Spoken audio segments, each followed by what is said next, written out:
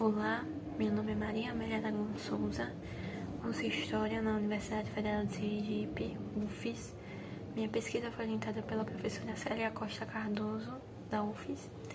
E a pesquisa, ela tem como tema, Gazeta de Sergipe, Política, Censura e Resistência e Debate, de 1968 a 74.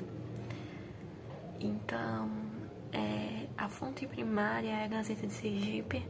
A Gazeta de Sergipe é um jornal que foi o único jornal que circulou em Sergipe durante muito tempo da ditadura militar, principalmente no seu início e na época que tinha forte repressão da ditadura militar. Então, no período que começou a se reprimir jornais e selecionar quais seriam os que circulariam no estado, a Gazeta de Sergipe foi o único que circulou por um bom tempo. Então, a pesquisa ela vai estar ambientada nesse período do recorte de 68 a 74, justamente porque foi o período onde foi implementado o AI-5, que censurava veículos de informação, reprimia as pessoas, torturava, utilizava da violência, até 74, porque foi quando saiu o presidente Médici, que ele é o presidente do seu governo, onde utilizou do AI-5, e que mais reprimiu a população. Então, por isso que a pesquisa ela tem esse recorte temporal.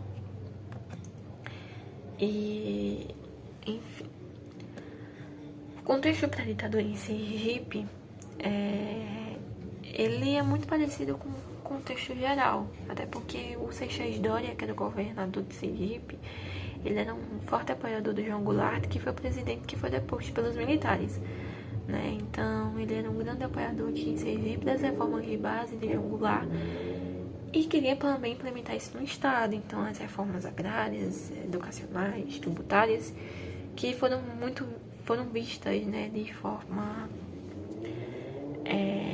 ameaçadoras pelos militares e pela elite brasileira, que motivou aí o golpe em 64. Então, quando houve a ditadura, o Seixas Dória, o governador de Sergipe, ele foi preso.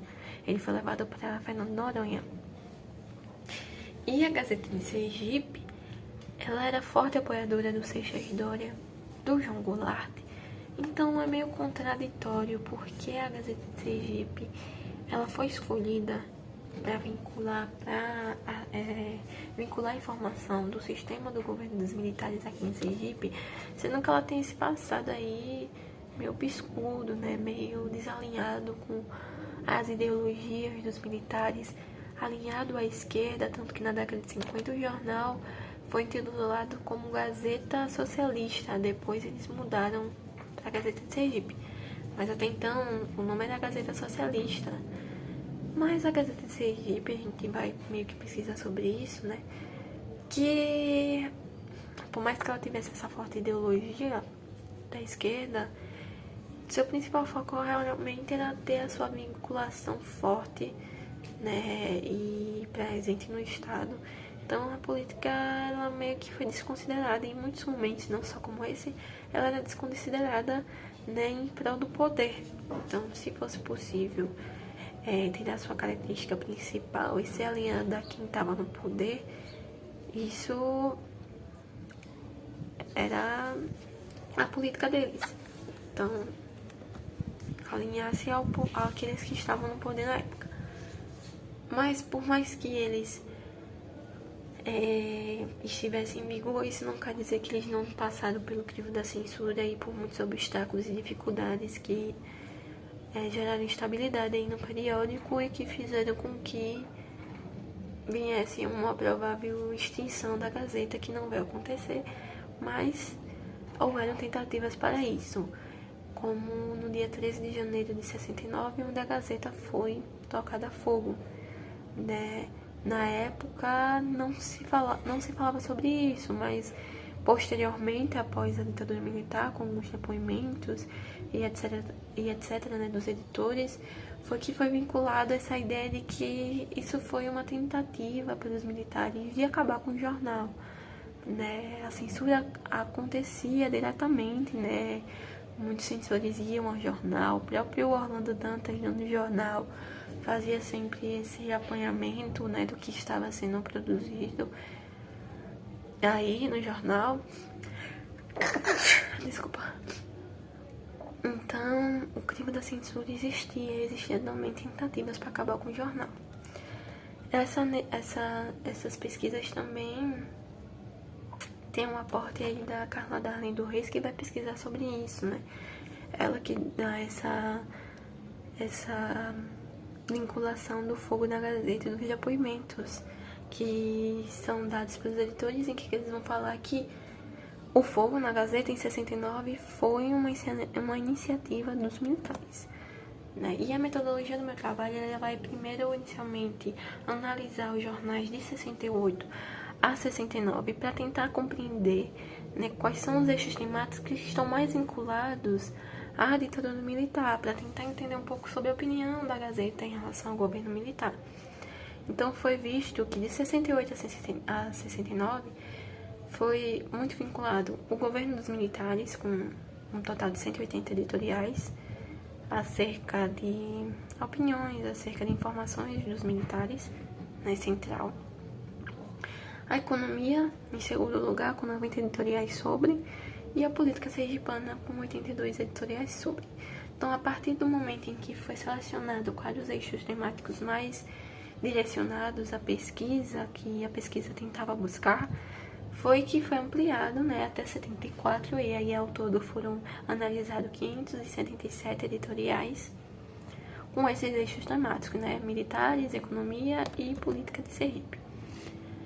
Então, na economia, era muito discutido, né, o papel da SUDENE, que é a Superintendência de Desenvolvimento do Nordeste, em que, em 68, instalou uma secretaria aqui em Sergipe e gerou muita esperança. Só que logo a Gazeta começou a vincular várias críticas, porque apesar de haver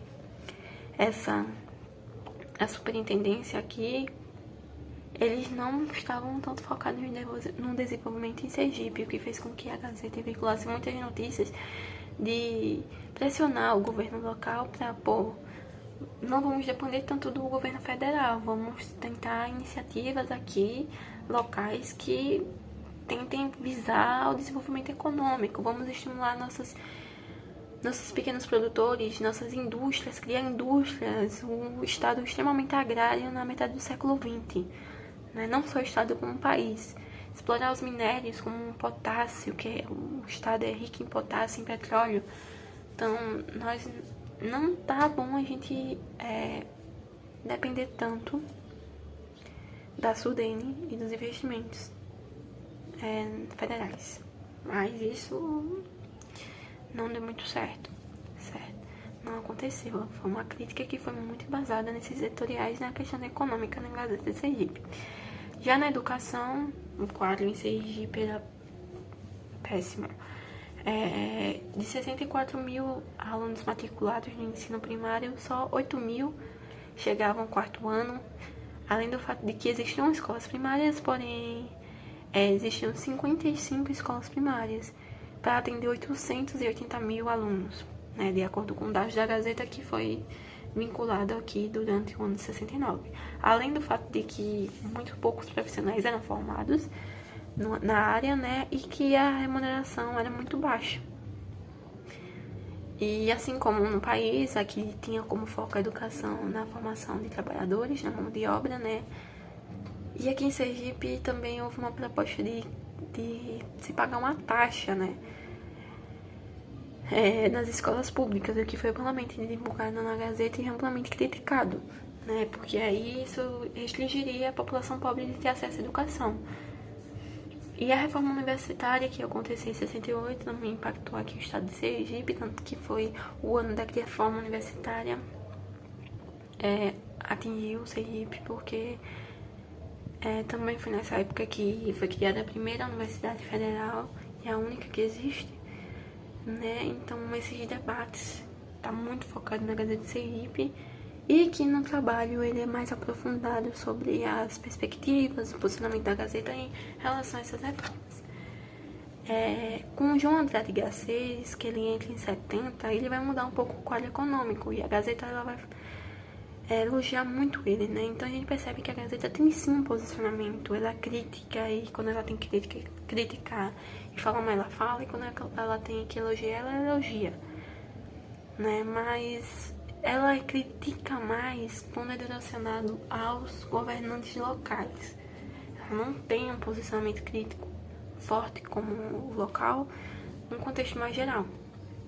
No caso do H6, quando ele entra em 70, ele muda algumas questões e ele é amplamente elogiado, né? Ele melhora o salário, ele cria novas escolas secundárias, etc. Mas isso fica só em H6 e depois a gente percebe que as críticas voltam e que o contexto ele não foi transformado de fato. Então, apesar do jornal ele ter essa política de melhoria da educação, em relação aos movimentos estudantis, o jornal ele é alinhado ao governo, eles criticam muito o movimento estudantil, né, as práticas, né, apesar desse forte alinhamento com a educação e apesar dessas críticas com o governo local em relação à questão educacional, mas em relação ao movimento estudantil eles criticam bastante e isso é apresentado na pesquisa.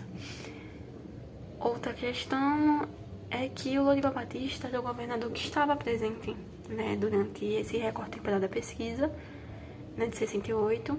Ele fica até 71 porque ele renuncia o cargo e é quando entra João Andrade Garcês.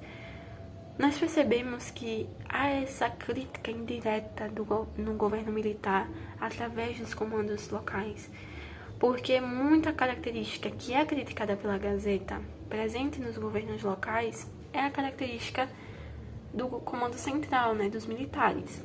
Só que essa crítica não é presente pelo comando central dos militares, mas sim pelos locais.